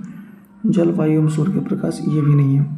किसी आवास में पाए जाने वाले सभी जीव जैसे कि पौधे एवं जंतु उसके जैव घटक हैं। चट्टान, मिट्टी, वायु एवं जल जैसी अनेक निर्जीव वस्तुएं आवास के अजैव घटक हैं। सूर्य का प्रकाश एवं ऊष्मा भी परिवेश के अजैव घटक हैं। मरुस्थलीय पौधे में सूल किसका परिवर्तन है, तो पत्तियों का परिवर्तन है। मरुस्थलीय पौधे वाष्पोत्सर्जन द्वारा जल की बहुत कम मात्रा निष्कासित करते हैं। मरुस्थलीय पौधों में पत्तियां या तो अनुपस्थित होती हैं अथवा बहुत छोटी होती हैं। कुछ पौधों में पत्तियां कांटों के रूप में होती हैं, इससे पत्तियों में होने वाले वाष्पोत्सर्जन में जल में कमी आती है या ह्रास होता है। नेक्स्ट नागफनी के पौधे में प्रकाश संश्लेषण निम्नलिखित में से किस भाग में होता है, तने में होता है। पत्तियों से होने वाले वाष्पोत्सर्जन से होने वाले जल में कमी आती है। नागफनी में पत्ती जैसी संरचना को आप देखते हैं, वास्तव में इनका तना है। इन पौधों में प्रकाश संश्लेषण सामान्यतः तने में होता है। तना एक मोटी परत से ढका होता है जिससे पौधों को जल संरक्षण में सहायता मिलती है। अधिकतर मरुस्थलीय पौधों की जड़ें जल अवशोषण के लिए मिट्टी में बहुत गहराई तक चली जाती हैं। नेक्स्ट देखते हैं मरुस्थलीय पौधों के बारे में। सही विकल्प का चयन कीजिए। तो पत्ती एक मोटी मोमी परत से ढकी होती है। मरुस्थलीय पौधे वाष्पोत्सर्जन द्वारा जल की बहुत कम मात्रा निष्कासित करते हैं। मरुस्थलीय पौधों में पत्तियां तो अनुपस्थित होती हैं, तो बहुत छोटी होती हैं। कुछ पौधों में पत्तियां कांटों के रूप ले लेती हैं। इसमें पत्तियों से होने वाले वाष्पोत्सर्जन में होने वाले जल ह्रास में कमी आती है। और नागफनी में पत्ती जैसे जिस संरचना को आप देखते हैं वह इसका तना है।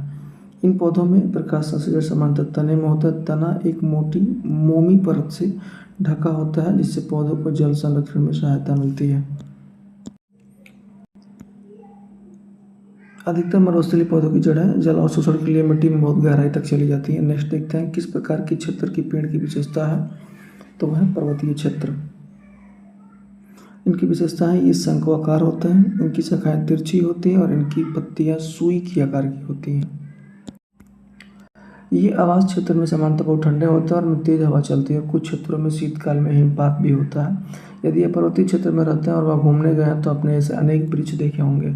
ये वृक्ष सामान्यतः शंक्वाकार होता है तथा उनकी शाखाएं तिरछी होती हैं और इनमें से कुछ वृक्षों की पत्तियां सुई के आकार की होती हैं और इससे वर्षा का जल एवं हिम सरलता से नीचे की ओर खिसक जाता है। पर्वतों पर इन वृक्षों से अधिक भिन्न आकृति एवं आकार वाले वृक्ष भी मिल सकते हैं। पर्वत पर जीवित रहने के लिए इनमें से कुछ अन्य प्रकार का अनुकूलन हो सकता है। नेक्स्ट है शिकार करने के लिए शेर में क्या विशेषता होती है। तो पैर के नाक लंबे होते हैं, मटमैला रंग होता है, चेहरे के सामने की आँखें, ये तीनों विशेषताएं हैं। नेक्स्ट है असत्य कथन की पहचान कीजिए। तो बहुत से समुद्री जीव का शरीर धारा रेखीय होता है, ये सत्य है। मछली का शरीर धारा रेखीय होता है, ये भी सत्य है। डॉल्फिन गिल के द्वारा सांस लेती है, ये गलत है। स्क्विड एवं ऑक्टोपस का शरीर आमतौर पर धारा रेखीय नहीं होता, ये भी सत्य है। डॉल्फिन और व्हेल जैसे कुछ जंतुओं में गिल नहीं होते हैं, ये सिर पर स्थित नासा द्वारा अथवा वात छिद्र द्वारा सांस लेते हैं। जल में लंबे समय तक बिना सांस लिए रह सकते हैं। वे समय समय पर समुद्री सतह यानी जल से बाहर आकर शोषण छिद्रों से जल बाहर निकालता है एवं श्वास द्वारा स्वच्छ वायु अंदर भरता है। नेक्स्ट है कौन सा जलीय जीव जल में लंबे समय तक बिना सांस लिए रह सकता है।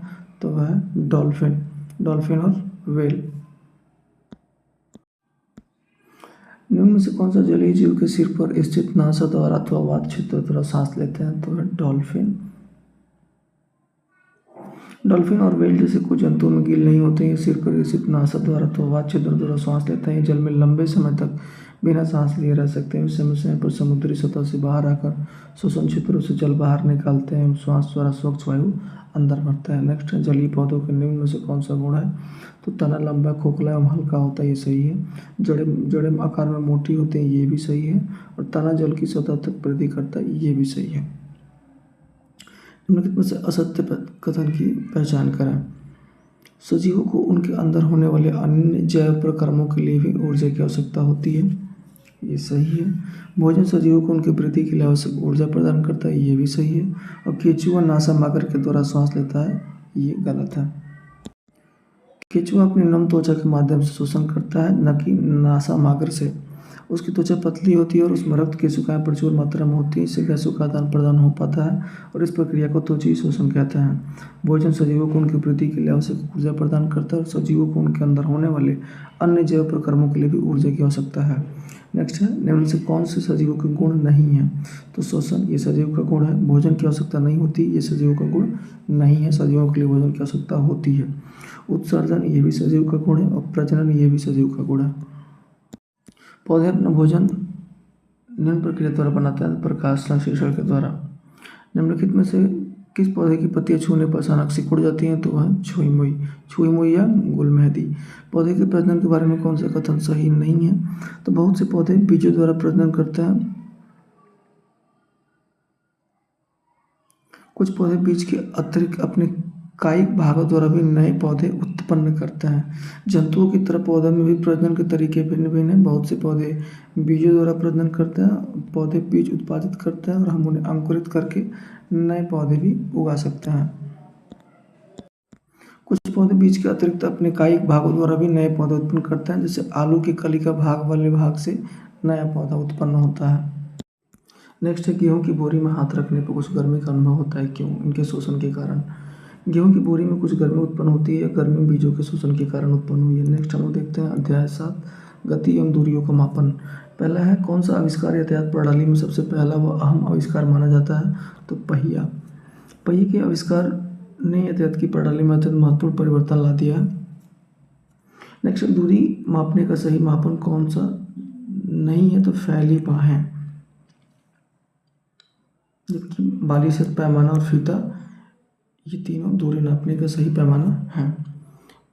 नेक्स्ट हम लोग देखते हैं मापन की मानक प्रणाली को क्या कहा जाता है? तो मीटरी पद्धति। 1790 में फ्रांसीसियों ने मापन की एक मानक प्रणाली की रचना की, जिसे मीटरी पद्धति कहा जाता है। प्राचीन मिस्र के लोग लंबाई के मापन के लिए प्रयोग करते थे कोहनी से उंगली के छोर तक की। प्राचीन भारत में छोटी लंबाई को मापने के लिए अंगुल अथवा मुट्ठी का उपयोग किया जाता था। आज भी भारत के कई शहरों में हम पुष्प विक्रेताओं को पुष्पहारों को बेचते समय अपनी भुजाओं का उपयोग लंबाई की मात्रा के रूप में करते हुए देख सकते हैं। सुविधा अनुसार शरीर के ऐसे बहुत से भागों का मात्रकों के रूप में उपयोग होता रहा है। कोहनी से उंगली तक के छोर की लंबाई, जिसे हाथ कहते हैं, लंबाई की मात्रा के रूप में प्राचीन मिस्र में उपयोग किया जाता था, जिसे संसार के अन्य भागों में भी मान्यता प्राप्त थी। मापन के लिए मीटरी प्रणाली की रचना किस देश की देन है? तो फ्रांसीसियों की देन है। देखते हैं इनमें से कौन सरल रेखीय गति नहीं है? सीधी सड़क पर वाहन की गति ये सरल रेखीय गति है।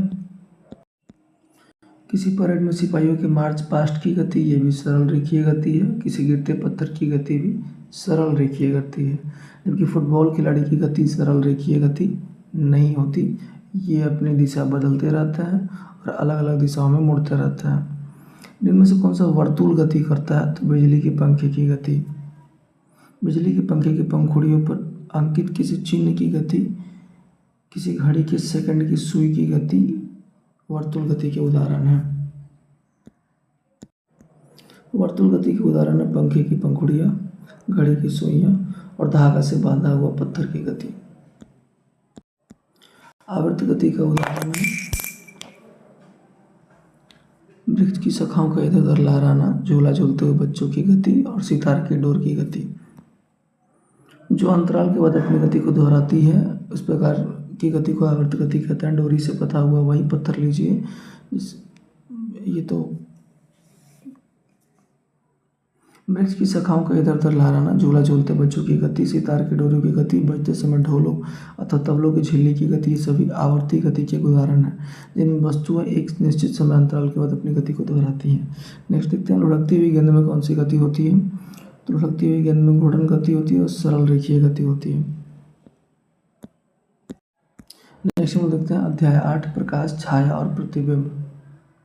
पहला है इनमें से कौन दीप्त पिंड नहीं है? तो पेंसिल नहीं है। टॉर्च का बल्ब एक ऐसी वस्तु है जो स्वयं प्रकाश देता है। सूर्य आकाश में एक ऐसा पिंड जो पृथ्वी को प्रकाशित करता है। दिन के समय हम इसी प्रकाश में वस्तुओं को देखते हैं। जो वस्तुएं सूर्य की तरह स्वयं प्रकाश का उत्सर्जन करती हैं उन्हें दीप्त कहते हैं, इसलिए पेंसिल दीप्त पिंड नहीं है। नेक्स्ट यदि आप किसी वस्तु के आर पार देख सकते हैं तो वस्तु प्रकाश को अपने अंदर से होकर जाने देगी। ऐसी वस्तु को क्या कहा जाता है? तो पारदर्शी। कुछ वस्तुओं को आर पार देख सकते हैं परंतु बहुत स्पष्ट नहीं, ऐसी वस्तु को पारभासी कहते हैं। कुछ वस्तु को आर पार देख सकते हैं लेकिन परंतु स्पष्ट नहीं, ऐसी वस्तुओं को पारभासी कहा जाता है। निम्नलिखित कथनों पर विचार कीजिए। उपरोक्त में से छाया बनने के लिए क्या आवश्यक है? तो प्रकाश के स्रोत और अपारदर्शी वस्तु। छाया देखने के लिए हमें कोई प्रकाश स्रोत अथवा प्रकाश के पथ में कोई अपारदर्शी वस्तु की आवश्यकता होती है। नेक्स्ट सूची छिद्र कैमरे से सड़क पर चलते लोगों के प्रतिबिंब कैसे दिखाई देते हैं? सूची छिद्र कैमरे में सड़क पर चलते हुए लोगों के प्रतिबिंब उल्टे दिखाई देते हैं। इसका कारण यह है कि प्रकाश हमेशा सीधी रेखा में यात्रा करता है। जब प्रकाश की किरणें वस्तु के ऊपरी हिस्से में आती हैं तो छिद्र से गुजरकर स्क्रीन के निचले हिस्से पर पड़ती हैं। इसी तरह वस्तु के निचले हिस्से से आने वाली किरणें स्क्रीन के ऊपरी हिस्से में पड़ती हैं, इससे एक उल्टा प्रतिबिंब बनता है। नेक्स्ट है, सूर्य ग्रहण के समय सूर्य को सीधा देखने से क्या होता है, तो आंखों के लिए हानिकारक होता है। नेक्स्ट, दर्पण अपने ऊपर पड़ने वाले प्रकाश की किरण को परावर्तित कर देता है। नेक्स्ट हम देखते हैं अध्याय 9 विद्युत तथा परिपथ। निम्नलिखित में से विद्युत सेल का उपयोग होता है अलार्म घड़ी में, रेडियो में, कैमरा में, अन्य बाकी चीज़ों में भी विद्युत सेल का उपयोग होता है। सभी विद्युत सेल में 2 सिरे होते हैं, जिसमें एक धनात्मक टर्मिनल यानी दूसरा ऋणात्मक होता है। विद्युत सेल में संचित रासायनिक पदार्थों से सेल विद्युत उत्पन्न करता है, जब विद्युत सेल में संचित रासायनिक पदार्थ इस्तेमाल कर लिए जाते हैं। नेक्स्ट है असत्य कथन की पहचान करना है। सेल की एक तरफ अधातु की टोपी, दूसरी तरफ अधातु की डिस्क होती है, ये गलत है। सेल की एक तरफ धन चिन्ह, दूसरी तरफ ऋण चिन्ह होता है, ये सही है। सेल में विद्युत ऊर्जा संचित रासायनिक पदार्थों से विद्युत उत्पन्न करती है, ये भी सही है। विद्युत सेल में धातु की टोपी धनात्मक सिरा और धातु की डिस्क ऋणात्मक सिरा कहलाता है। सभी विद्युत सेलों में 2 सिरे होते हैं, जिनमें एक धनात्मक टर्मिनल सिरा और दूसरा ऋणात्मक होता है। और विद्युत सेल में संचित रासायनिक पदार्थों से सेल विद्युत उत्पन्न करता है, जब विद्युत सेल में संचित रासायनिक पदार्थ इस्तेमाल कर लिए जाते हैं। नेक्स्ट है, निम्नलिखित कथनों विचार कीजिए, कौन सा कथन सही है, तो एक धनात्मक टर्मिनल सिरा होता है, दूसरा ऋणात्मक होता है, ये सही है। विद्युत स्विच का उपयोग विद्युत धारा के प्रवाह को रोकने या प्रारंभ करने के लिए किया जाता है, ये भी सही है। किसी भी विद्युत सेल या बैटरी में एक धनात्मक सिरा और एक ऋणात्मक सिरा होते हैं, विद्युत धारा के प्रवाह के लिए आवश्यक है। विद्युत स्विच एक ऐसा उपकरण है जिसका उपयोग किसी परिपथ में विद्युत धारा के प्रवाह को शुरू या बंद करने के लिए किया जाता है। जब स्विच ऑन होता है तो परिपथ पूरा होता है और धारा प्रवाहित होती है, और जब ये ऑफ होता है तो परिपथ टूट जाता है, धारा रुक जाती है। नेक्स्ट है, खोपड़ी एवं क्रॉस के चिन्ह क्या प्रदर्शित करता है, तो खतरा प्रदर्शित करता है। विद्युत बल्बों की संरचना के बारे में कौन सा कथन सही नहीं है, तो प्रकाश उत्सर्जित करने वाले पतले तार को बल्ब का तंतु कहते हैं, ये सही है। यह तंतु 2 मोटे तारों के बीच लगा होता है, ये भी सही है। दोनों मोटा तार बल्ब की सतह पर धातु के ढांचे से जुड़ा होता है, ये गलत है, ये गलत है। तीसरा, इस प्रकार विद्युत सेल और विद्युत बल्ब में दो टर्मिनल आते हैं, ये भी सही है। प्रकाश उत्सर्जित करने वाले पतले तार को बल्ब का तंतु कहते हैं। तंतु 2 मोटे तारों के बीच लगा होता है। ये मोटे तार तंतु को आधार प्रदान करता है। इन मोटे तारों में से एक मोटा तार बल्ब की सतह पर धातु के ढांचे से जुड़ा हुआ होता है और दूसरा मोटा तार आधार केंद्र पर धातु की नोक से जुड़ा होता है। बल्ब के आधार पर धातु का ढांचा, धातु की नोक, बल्ब के 2 टर्मिनल हैं। ये दोनों टर्मिनल इस प्रकार लगाए जाते हैं कि एक दूसरे को न छुएं, और घर में उपयोग होने वाले विद्युत बल्बों की भी ऐसी संरचना होती है। नेक्स्ट है, प्रकाश उत्सर्जित करने वाले पतले तार को बल्ब का तंतु कहा जाता है। नेक्स्ट हम देखते हैं, निम्नलिखित कथनों पर विचार कीजिए, कौन विद्युत चालक का उदाहरण है। मार्बल शरीर और एल्यूमिनियम की पत्ती, जबकि रबर बैंड और टेप ये विद्युत के कुचालक हैं। नेक्स्ट है, निम्नलिखित में सही कथनों की पहचान कीजिए। तो विद्युत रोधी पदार्थ अपने अंदर से विद्युत धारा का प्रवाह होने देता है, ये सही नहीं है, इसकी पहचान करनी है, तो ये सही नहीं है। जबकि विद्युत चालक पदार्थ अपने अंदर से विद्युत धारा का प्रवाह होने देता है, ये बात सत्य है, यानी कि ऑप्शन ए सही है। इसमें गलत कथन को चुनना था। नेक्स्ट है, विद्युत बल्ब का फ्यूज होने के कारण निम्नलिखित में से कौन सा एक हो सकता है, तो बल्ब के तंतु का खंडित होना। विद्युत बल्ब कई कारणों से फ्यूज होता है, इनमें से एक कारण है बल्ब के तंतु का खंडित होना। बल्ब का तंतु खंडित होने के कारण विद्युत सेल के टर्मिनलों के बीच विद्युत धारा का परिपथ टूट जाता है, इसलिए फ्यूज बल्ब के तंतु से विद्युत धारा प्रवाहित न होने के कारण यह दीप्तिमान नहीं होता है। नेक्स्ट है, विद्युत रोधी पदार्थ है प्लास्टिक, वायु, रबड़, ये सभी विद्युत रोधी पदार्थ हैं। नेक्स्ट है, बंद विद्युत परिपथ में विद्युत कैसे प्रवाहित होती है। विद्युत धारा की दिशा विद्युत सेल के धनात्मक टर्मिनल से ऋणात्मक टर्मिनल की ओर चलती है। बंद विद्युत परिपथ में विद्युत धारा विद्युत सेल के एक टर्मिनल से दूसरे टर्मिनल तक प्रवाहित होती है, तो विद्युत धारा की दिशा विद्युत सेल के धनात्मक टर्मिनल से ऋणात्मक टर्मिनल की ओर चलती है। और स्विच एक सरल युक्ति है जो विद्युत धारा के प्रवाह को रोकने या प्रारंभ करने के लिए परिपथ को तोड़ता अथवा पूरा करता है। इसके बाद हम देखते हैं अध्याय 10, चुंबकों द्वारा मनोरंजन। चुंबक किसके द्वारा खोजा गया था, तो मैग्नस के द्वारा। उस चट्टान का नाम बताएं जिसे चुंबक को खोजा गया था, तो मैग्नेटाइट। नेक्स्ट हम देखते हैं निम्नलिखित कथनों पर विचार कीजिए और असत्य कथन की पहचान कीजिए। मैग्नेटाइट चट्टानों में लोहा पाया जाता है, ये बात सत्य है। जिन पदार्थों में लोहा को आकर्षण करने की क्षमता होती है वो चुंबक कहलाती है। जिन पदार्थों में लोहा को आकर्षण करने की क्षमता होती है वो चुंबक कहलाती है, ये सत्य है। लोहे के टुकड़े से बना चुंबक को कृत्रिम चुंबक कहते हैं, ये गलत है। प्लास्टिक भी एक प्रकार का कृत्रिम चुंबक है, ये भी गलत है। यहाँ पे कुछ मिस्टेक हुआ है, जो लोहे के टुकड़े से बना चुंबक को कृत्रिम चुंबक कहते हैं, ये भी सत्य है। इसमें केवल एक ही गलत है, जो एक ये है, प्लास्टिक भी एक प्रकार का कृत्रिम चुंबक है, सिर्फ ये गलत है, बाकी तीनों के तीनों सत्य हैं। निम्नलिखित में से असत्य कथन की पहचान कीजिए। जो पदार्थ चुंबक की ओर आकर्षित होता है चुंबकीय पदार्थ गलत है, ये सही है। लोहा एक चुंबकीय पदार्थ है, ये भी सही है। निकेल एक अचुंबकीय पदार्थ है, ये गलत है। ये निकेल भी चुंबकीय पदार्थ है, ये भी चुंबक की ओर आकर्षित होता है। कोबाल्ट भी एक चुंबकीय पदार्थ है। नेक्स्ट है चुंबक के ध्रुव अवस्थित होते हैं चुंबक के दोनों सिरों पर। नेक्स्ट है चुंबक के बारे में सही कथन की पहचान कीजिए। तो चुंबक के दोनों ध्रुव का नाम क्रमशः उत्तरी एवं दक्षिणी ध्रुव होता है। नेक्स्ट है कपास के बारे में निम्न कथन पर विचार कीजिए, सही कथन का चुनाव कीजिए। ये चुंबक के गुण पर आधारित होता है, ये भी सही है। कपास के बारे में हम लोग को देखना है, ये सामान्यतः कांच के ढक्कन का एक डिब्बा होता है, ये भी सही है। और एक चुंबकित सुई डिब्बी के अंदर एक धुरी पर लगी होती है जो स्वतंत्रतापूर्वक लटकती रहती है, ये भी सही है। सुई विरामावस्था में उत्तर दक्षिण दिशा में दिशा निर्देशित करती है, ये भी सही, यानी कि चार को चार हो सकता है। निम्नलिखित में से असत्य कथन की पहचान करें तो चुंबक लोहा, निकेल, कोबाल्ट जैसे पदार्थों को आकर्षित करता है, ऐसे पदार्थों को चुंबकीय पदार्थ कहते हैं, ये सत्य है। प्रत्येक चुंबक के दो ध्रुव होते हैं, उत्तरी ध्रुव तथा दक्षिणी ध्रुव, ये भी सत्य है। स्वतंत्रतापूर्वक लटकाने पर चुंबक सदैव पूर्व दक्षिण दिशा के आकार में रुकता है, ये गलत है। जबकि स्वतंत्रतापूर्वक लटकाने पर चुंबक उत्तर दक्षिण दिशा में आकर रुकता है। दो चुंबकों के असमान ध्रुव एक दूसरे को आकर्षित करते हैं, जबकि समान ध्रुव में परस्पर प्रतिकर्षण होता है, ये भी सत्य है। नेक्स्ट क्या घटित होगा जब चुंबक को हथौड़े से पीटा जाए, तो ये अपना चुंबकत्व गुण खो देगा। यदि चुंबक को गर्म किया जाए, हथौड़े से पीटा जाए, ऊंचाई से गिराए तो अपना गुण खो सकता है या खो देता है। क्या घटित होगा जब चुंबक को गर्म किया तो अपना चुंबकत्व का गुण खो देगा। नेक्स्ट यदि चुंबक को गर्म किया जाए, हथौड़े से पीटा जाए, तो ऊंचाई से गिराया जाए तो अपना गुण खो देता है। चुंबक के दोनों समान ध्रुव एक दूसरे को आकर्षित नहीं करते हैं। प्रत्येक चुंबक के दो ध्रुव होते हैं, उत्तरी तथा दक्षिणी ध्रुव। स्वतंत्रतापूर्वक लटकाने पर चुंबक सदैव उत्तर दक्षिण दिशा में आकर रुकता है। दो चुंबकों का असमान ध्रुव एक दूसरे को आकर्षित, जबकि समान ध्रुव में परस्पर प्रतिकर्षण होता है। नेक्स्ट निम्नलिखित में विचार कीजिए कौन सा कथन सही है। क्षण चुंबक के रखरखाव के लिए हमेशा विपरीत ध्रुव को अपने साथ रखनी चाहिए और रखरखाव करते समय चुंबक को मोबाइल, टेलीविजन, सीडी आदि से दूर रखना चाहिए। नेक्स्ट हम देखते हैं अध्याय 11, हमारे चारों ओर वायु।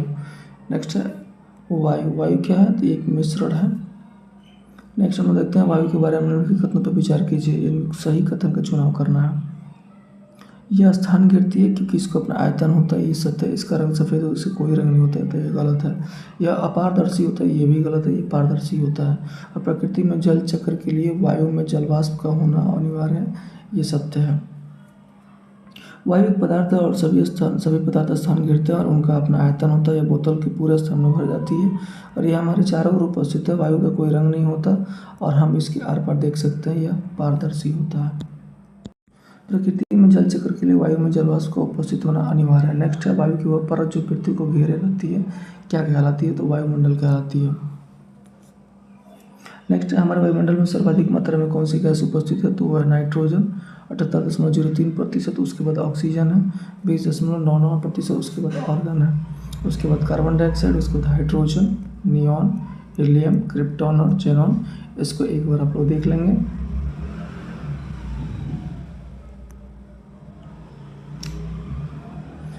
नेक्स्ट हम देखते हैं असत्य कथन की पहचान कीजिए। नाइट्रोजन ज्वलन में सहायक होता है, ये बात तो सत्य है। ऑक्सीजन जीव के श्वसन का एक महत्वपूर्ण भाग है।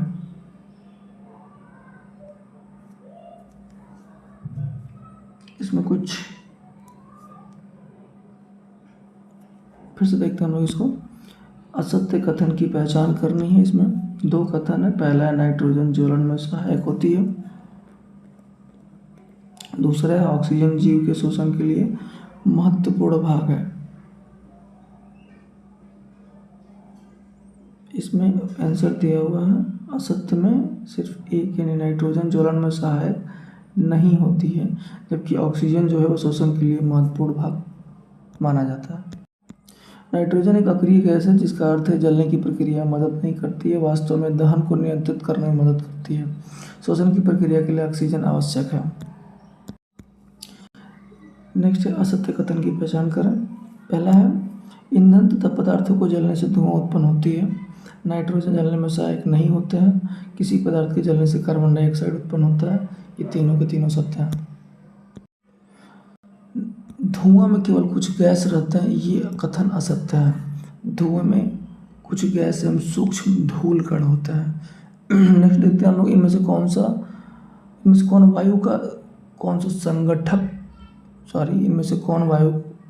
वायु का कौन सा संगठक जीवित प्राणियों के लिए हानिकारक होता है। तो नाइट्रोजन एवं कार्बन डाइऑक्साइड, ये दोनों संगठक जीवित प्राणियों के लिए हानिकारक होता है।